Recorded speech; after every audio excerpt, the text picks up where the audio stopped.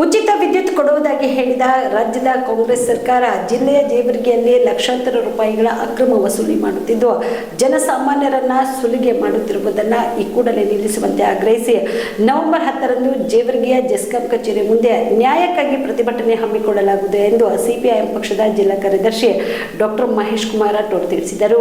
ಕಲಬುರಗಿಯ ಪತ್ರಿಕಾ ಭವನದಲ್ಲಿ ಕರೆದ ಸುದ್ದಿಗೋಷ್ಠಿಯನ್ನು ಉದ್ದೇಶಿಸಿ ಮಾತನಾಡಿದ ಅವರು, ರಾಜ್ಯದ ಎಲ್ಲ ಕುಟುಂಬಗಳಿಗೆ 200 ಯೂನಿಟ್ ಉಚಿತವಾಗಿ ವಿದ್ಯುತ್ ಕೊಡುವುದಾಗಿ ತಿಳಿಸಿರುವ ಕಾಂಗ್ರೆಸ್ ಸರ್ಕಾರ ಕಲಬುರಗಿ ಜಿಲ್ಲೆಯ ಜೇವರ್ಗಿಯಲ್ಲಿ ಜನರಿಂದ ಅಕ್ರಮವಾಗಿ ಲಕ್ಷಾಂತರ ರೂಪಾಯಿಗಳನ್ನು ವಸೂಲಿ ಮಾಡುತ್ತಿದೆ. ತಪ್ಪು ಮಾಡಿರುವ ಜೆಸ್ಕಾಂ ಅಧಿಕಾರಿಗಳು ಅದನ್ನು ಸರಿಪಡಿಸಿಕೊಂಡು ಹೋಗುವ ಬದಲಿಗೆ ಜನರದ್ದೇ ತಪ್ಪು ಎನ್ನುವಂತೆ ವರ್ತಿಸುತ್ತಿದ್ದಾರೆ. ಕೂಡಲೇ ಇದನ್ನು ನಿಲ್ಲಿಸಿ ದೋಷದಿಂದ ಬಂದಿರುವ ಎಲ್ಲ ವಿದ್ಯುತ್ ಶುಲ್ಕವನ್ನ ಮನ್ನಾ ಮಾಡಿ ಉಚಿತವಾಗಿ ವಿದ್ಯುತ್ ಒದಗಿಸಬೇಕು. ಜೆಸ್ಕಾಂ ಇಲಾಖೆ ಅಧಿಕಾರಿಗಳು ತಾವು ಮಾಡಿದ ತಪ್ಪನ್ನು ಸರಿಪಡಿಸಿಕೊಳ್ಳುವ ಸಂಬಂಧಿಸಿದ ಅಧಿಕಾರಿಗಳಿಗೆ 4 ದಿನಗಳ ಕಾಲಾವಧಿ ಕೊಟ್ಟಿದ್ದು, ಈ ಕೂಡಲೇ ಸರಿಪಡಿಸದೆ ಹೋದರೆ ಭಾರತ ಕಮ್ಯುನಿಸ್ಟ್ ಪಕ್ಷ, ಆದರ್ಶ ಗ್ರಾಮ ಸಮಿತಿ ಎಳವಾರ್ ಹಾಗೂ ಜೇವರ್ಗಿ ಯಡ್ರಾಮಿ ತಾಲೂಕಾ ಅಭಿವೃದ್ಧಿ ಹೋರಾಟ ಸಮಿತಿಗಳ ನೇತೃತ್ವದಲ್ಲಿ ನವೆಂಬರ್ 10ರಂದು ಜೇವರ್ಗಿಯ ಜೆಸ್ಕಾಂ ಕಚೇರಿಯ ಮುಂದೆ ನ್ಯಾಯಕ್ಕಾಗಿ ಪ್ರತಿಭಟನೆ ಹಮ್ಮಿಕೊಳ್ಳಲು ತೀರ್ಮಾನಿಸಲಾಗಿದೆ ಎಂದರು. ತಾಲೂಕು ಅಭಿವೃದ್ಧಿ ಹೋರಾಟ ಸಮಿತಿ ವತಿಯಿಂದ ಇವತ್ತಿನ ಪತ್ರಿಕಾಗೋಷ್ಠಿ ಮಾಡ್ತಾ ಇದ್ದೀವಿ.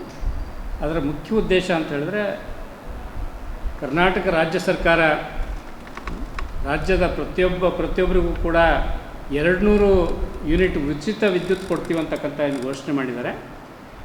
ಅದೇ ರೀತಿ ಹಲವಾರು ಕಡೆ ಕೊಡ್ತಾ ಇದ್ದಾರೆ. ಆದರೆ ಜೇವರ್ಗಿ ತಾಲೂಕಿನ ಹಲವು ಗ್ರಾಮಗಳಲ್ಲಿ, ಉದಾಹರಣೆಗೆ ಸಿಗರ್ತಳ್ಳಿ ಇರ್ಬೋದು, ಯಾಳ್ವಾರ, ಕೊಡಚಿ, ಲಕ್ನಾಪುರ, ಇಡೀ ಆ ಗ್ರಾಮ ಪಂಚಾಯತ್ ವ್ಯಾಪ್ತಿಯೊಳಗೆ ಮತ್ತು ತಾಲೂಕಿನ ವಿವಿಧ ಕಡೆಗೆ ಮೊನ್ನೆ ಈ 2-3 ತಿಂಗಳಿಂದ 4 ತಿಂಗಳಿಂದ ಬೇಕಾಬಿಟ್ಟಿಯಾಗಿ ಬಿಲ್ ಕೊಡ್ತಕ್ಕಂಥ ರೀತಿಯೊಳಗೆ ಮಾಡ್ತಾಯಿದ್ದಾರೆ. ಬಿಲ್ ಹೇಗೆ ಅಂತ ಹೇಳಿದ್ರೆ, ಶೂನ್ಯ ಬಿಲ್ ಬರ್ತಕ್ಕಂಥದ್ದು ಒಮ್ಮೆ 10,000, 20,000, 50,000, 1 ಲಕ್ಷ, 2 ಲಕ್ಷದವರೆಗೂ ಒಬ್ಬರಿಗೆ 4 ಲಕ್ಷ ಬಿಲ್ ಬಂದಿದೆ. 4 ಲಕ್ಷ ಒಂದು ಮನೆಗೆ, ಒಂದೇ ರೂಮ್ಗೆ ಅವರು ಒಂದು ಬಲ್ಪ್ ಯೂಸ್ ಮಾಡ್ತಾರೆ, 4 ಲಕ್ಷ ಬಿಲ್ ಬಂದಿದೆ. ಈ ರೀತಿಯಾಗಿರ್ತಕ್ಕಂಥ ಬಿಲ್ ಬಂದಿದ್ದು ಅದು ದೋಷದಿಂದ ಅಂತಕ್ಕಂಥ ಸಹಜ ಎಲ್ಲರೂ ಗೊತ್ತಾಗ್ತದೆ.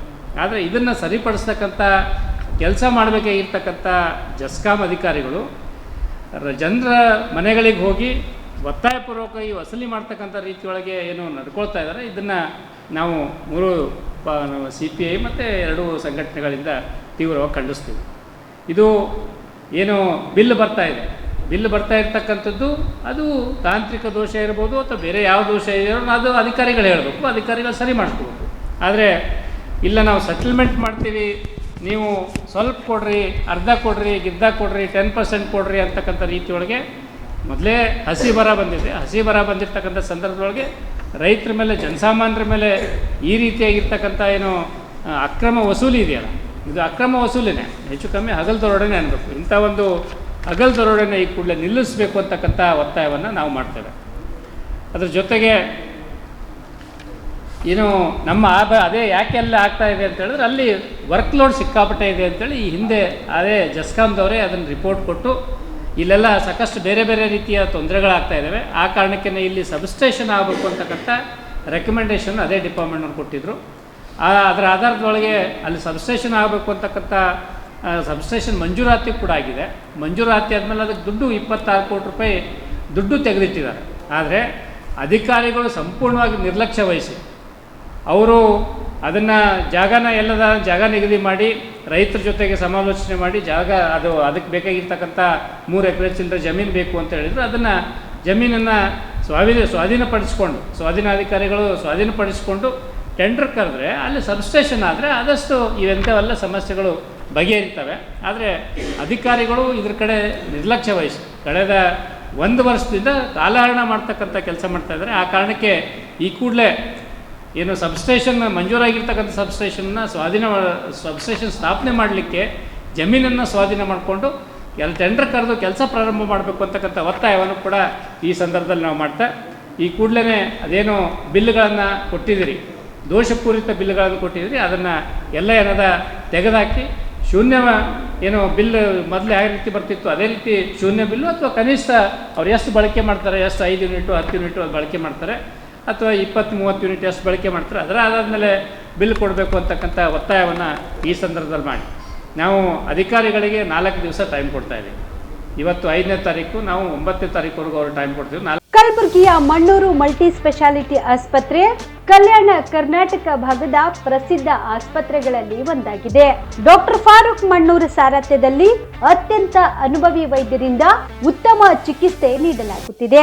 ಮಣ್ಣೂರು ಮಲ್ಟಿ ಸ್ಪೆಷಾಲಿಟಿ ಆಸ್ಪತ್ರೆಯಲ್ಲಿ ಸಿಗುವ ಚಿಕಿತ್ಸೆಗಳು: general surgery, laparoscopy surgery, neuro surgery, orthopaedic surgery, plastic surgery, gastro surgery, ಆಕ್ವಾ surgery, gynaecology surgery, general medicine, paediatric, neuro surgery, cardiology, haematology, endocrinology, ENT ಮತ್ತು ophthal, general physician, gynaecology, paediatric, family medicine, urology, nephrology, radiology, dialysis, advance ICU ಮತ್ತು advance OT setup, ಅತ್ಯಾಧುನಿಕ ಸೌಲಭ್ಯವುಳ್ಳ ಕ್ಯಾಸುಲಿಟಿ, ದಿನದ 24 ಗಂಟೆ emergency trauma centre.